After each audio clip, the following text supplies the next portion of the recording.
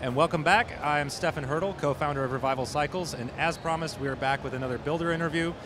This time we're here with Sam Kao of JSK Motors, and Samuel has built this incredible 1993 Yamaha GTS, and we're going to get a chance to ask him a few questions about it. So before we get to those questions, I just kind of want to start with a little bit about Samuel, because Samuel, you're not from the United States. Where are you from? I'm from Taiwan. Wow, that is a long way from here in a completely different universe. And in Taiwan, is there any culture of building custom motorcycles? Yeah, a lot of people, they like custom bike, custom cars, but by the rule in Taiwan, it's forbidden. I see. So it's not even really logistically possible to build a custom motorcycle in your home country. But you managed to find a solution by moving across the world to America. Yeah. And when you got here, you started a design company, and now you're building these incredible machines. What was it like relocating yourself and then starting a company in a foreign land? It had to be so difficult. Yeah, this is really hard. I came here as a student, yeah, and because I saw from the catalog, from all the brochures my friend brought to me from States, and I think I need to go here. Yeah, I told my friend, so I start at the language school and City College and transfer to the Art Center College of Design. Man, I know how challenging it's been for me as a native of this country, a citizen of this country, a native English speaker. And I've started a company, and I know how difficult that was. I can't imagine what the struggles are, and I compliment you for your success and for making it. You started your company in 2010, and it's now 2018. That's a strong record of success, and the fruits of it all are sitting here before us. Mm-hmm. So this started as a 1993 Yamaha GTS. Yes. Can you tell us anything about the original bike? Oh, the original bike was a sport touring bike. It was around like 650 pounds. Yeah, and the owner, he likes the front end a lot, and the whole chassis design. The front end actually is designed by the engineer James Parker. Yes, yeah.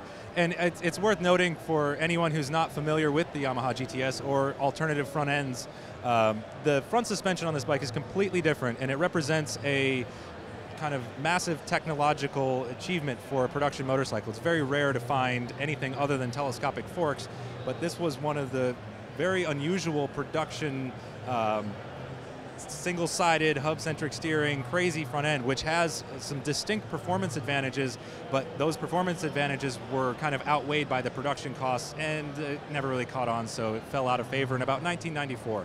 But it was such a technological marvel that your client recognized that and was so inspired he wanted to come back and revisit it. So I look at this and I kind of imagine this is more like what Yamaha would do if they were to try to relaunch the GTS today. It's kind of updated to more of a modern aesthetic, but it still has all the high tech, even though it's 1993 high tech. Can you tell me a little bit about your design process for how you approach this build? Yeah, basically everything below the side vent is stock. Yeah, we just painted, and but on the top we redesigned the subframe. Yeah, because the triple tree was like this high, we need to drop it like 4 inches. Yeah, we try to fit the sci-fi like modern look. Everything is like so aggressive. Yeah. And you started out with a lot of sketches, right? Yeah, because you've been trained in vehicle design, automotive design, so you're able to produce sketches and renderings to communicate with your client about what the project would be. Yeah, the client, he has a shock when he was young in 1993. Yeah, so he just told me, Samuel, can you redesign the look of the GTS and bring back the fantasy, the first feeling once when he saw this bike on 1993, and bring to the new generations. Yeah. So. Well, I think you did an amazing job, and as a fellow builder, I know that there's kind of always a there's a balance between kind of having a plan and knowing what you want to do, and then also sort of following the curveballs that come along, and like the things that you didn't expect and the challenges that you didn't see. But when I look at your bike, it looks like you had worked all that out beforehand, because every piece fits together exactly the way it should. Thank you. I look at your air vents kind of over here, and you didn't just make that up on the fly. You knew that this was exactly how that was going to work and how that was going to look, and it came out perfectly. Like, the lines match, it fits, the look is great. Seriously impressive fabrication, impressive concept, impressive execution. I also noticed you've got a lot going on with the electronics up here. Yes. Specifically, what's going on with your instrument panel? The brand's called AIM. We just try to fit the thing, because this dashboard can change the color. So you can basically program this everything. to be anything. Yeah. Like, because it's based on GPS, so I don't need to do like extra wiring stuff, like convert with the original sensors. Yeah, wow. Yeah. Wow. We do a fair amount of work with aftermarket electronics, and I know that it can get really, really difficult. I imagine this is a very sophisticated piece of equipment, and my compliments for working out how to integrate it with the bike and how to integrate it with the design. And I love the look of how this flows. Yeah, it's a little bit of everything, because where I come from, when we were a kid, we always watch all kinds of like animation stuff. So it's like a little bit of a robot, a little bit of like Star Wars, a little bit of like Japanese animation in front. Yeah. I can see it. I can see all of that. Oh, man. Yeah. So impressed. I've always been fascinated with this bike, and this has a fairly significant engine, if I recall correctly. This is one of the Genesis engines from Yamaha, and it's 1,000 cc? Yeah, it's a FZR 1000. Yeah. Have you been able to ride this very much? It's 98% done. I see. I know how it is. We get to the show, and you just got to get here. And yeah, we just try to make it to the show. And also, we've finished some bikes before and never ridden them before we go to a show, because we can't risk having a mistake. Because you've got to be able to show it. Yes, so true. I really look forward to hearing from you about what it feels like to ride, because the front steering is so much different than traditional motorcycles. And all the reports I've ever read is that this bike does handle incredibly well. Yeah. So. Yeah, because normally the forks, when we brake, it's like we tilt to the front, right? But this kind of design, when you brake, it goes like this. So, right. Yeah. So for anybody who's ridden a lot, you're very familiar with that fork dive, that front dive under front brakes. The GP racers now use that to their advantage, because it shortens the wheelbase and they can turn in quicker and trail brake and do all this magic.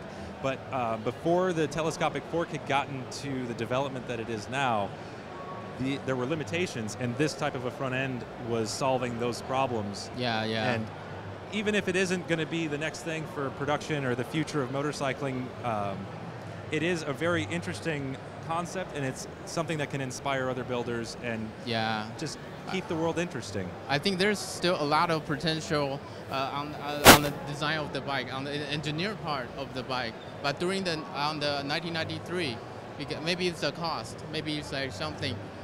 So the chassis actually is cast. So that's why the whole bike becomes so heavy. Right. But I'm pretty sure, like nowadays, some factory or Yamaha, they can solve this problem. Yeah. Oh, for sure. But unfortunately, I'm a little afraid that we'll never see too many alternative front ends in production, at least not in my lifetime. The telescopic fork really just dominates, but at least we get to see it showing up in the custom scene. We did just build a hub-centric front end on one of our bikes, and it was a really fun process. Oh yeah, I saw that one. Yeah. On the Kota. Oh, this is so cool. Yeah. Thank you very much. Samuel, I'm very impressed, not just with your build, but with your story and with your commitment and with your desire to follow your dream. Seriously, hats off, my compliments. Thank you for coming to the Handbuilt show. Thank you for taking time to talk with us. Thank you for building such an amazing bike. Thank you, Stefan. I'm so happy to be here. This is an awesome venue, everything. Yeah. Very Thank good. you. Appreciate it. All right, so that's kind of the broad strokes Google around on the Yamaha GTS. It's a fascinating machine. Lots of technical information exists on the interwebs. Coming up next, we've got Alan is going to be talking with Ian Barry from Falcon Motorcycles, and I promise you that will be a very interesting conversation. They've got so much to talk about, and Ian is just a wealth of knowledge about fabrication, about history, and just generally all-around good guy. So thanks for watching, and there's more good stuff to come. Stay tuned.